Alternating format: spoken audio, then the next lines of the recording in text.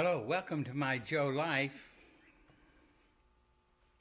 The other day, I had the opportunity to trade with another collector and get a figure that I had been trying to get for a little while, Ernie Pyle.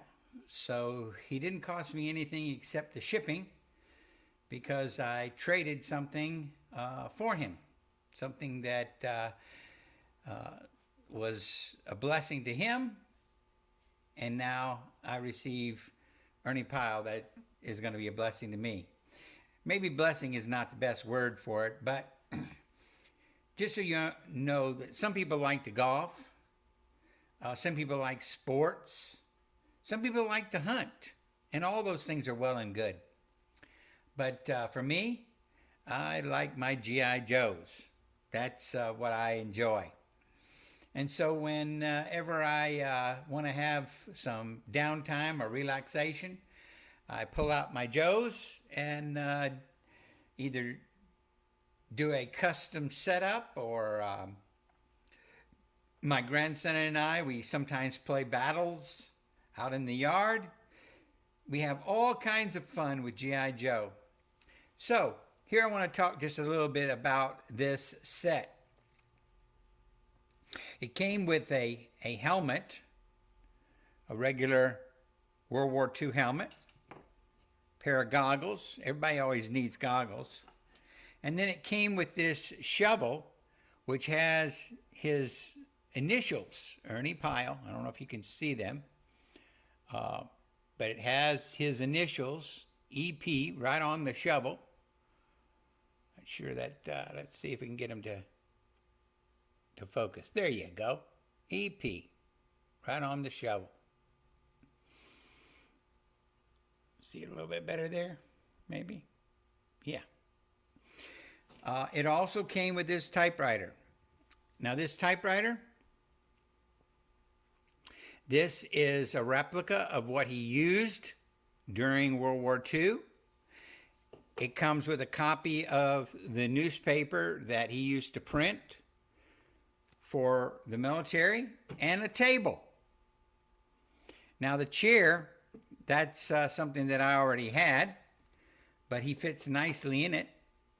And then it also came with the stove. I've got a Mark's coffee pot sitting on it.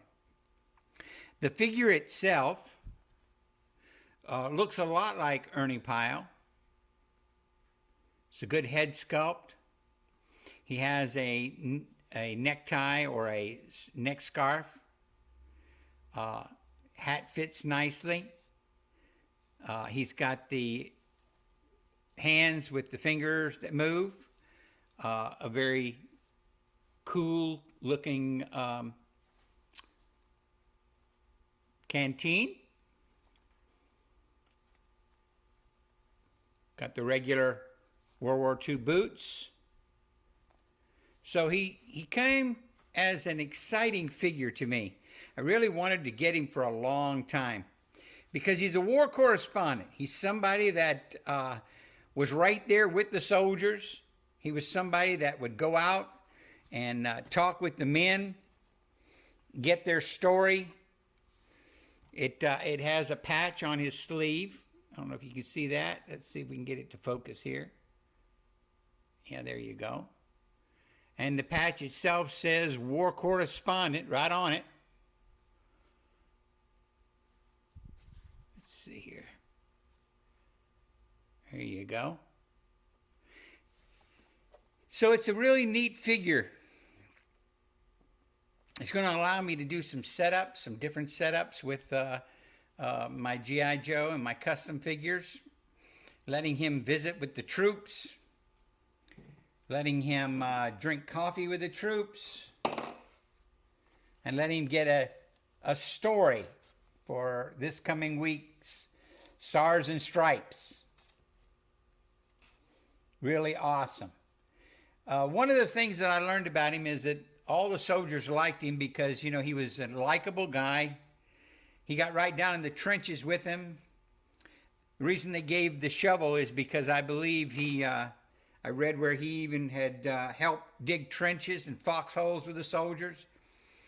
He would jump into the foxhole when the planes came over.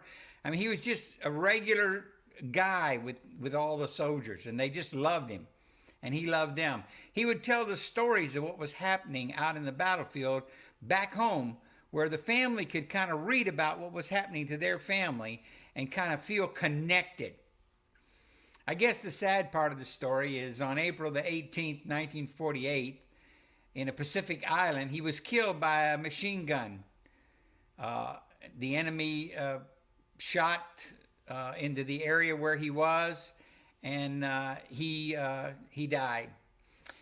It says millions of readers who had come to think of him as a friend were stunned by his death, and the soldiers that he had honored in his newspapers, they honored him by putting up a plaque. On this spot, the 77th Infantry lost a buddy, Ernie Pyle, April the 18th, 1945.